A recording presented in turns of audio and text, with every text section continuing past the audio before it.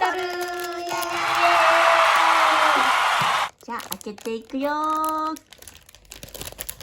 でんでんでんでん。お、見て見て、動くカエルが2匹。かわいい。そしてこれと遊ぶよ。遊び方はこちら。まずはこのボールをこの中に入れます。そしたらレディーゴーでレバーを連打しましょう。自分のポケットに入ったボールを数えて多い方が勝ちだよ。じゃあ勝負するよー。よーい、スタート。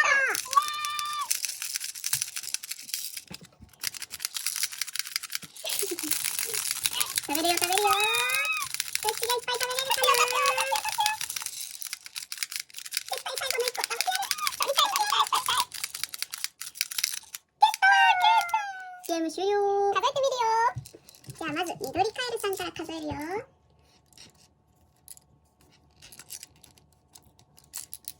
せーの、1、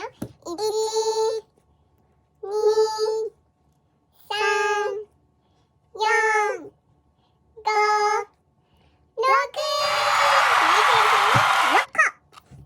次は黄色だよ。何個入ってるかな。せーの、1、2、3、4、5、6。まさかの引き分けでーす。でも楽しかったから OK。引き分けだったからもう一回やるよー。次はどっちが勝つかなー。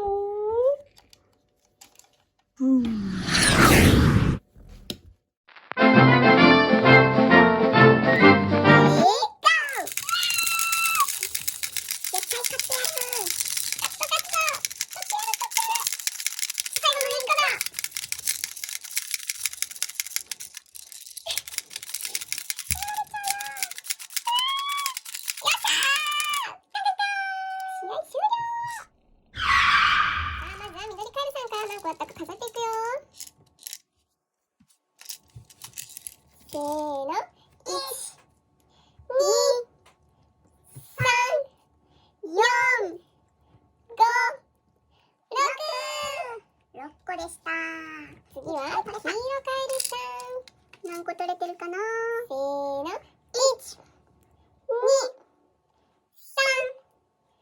4、5。勝ったのは緑カエルさん。また遊ぼうね。バイバーイ。チャンネル登録よろしくね。よろしくね。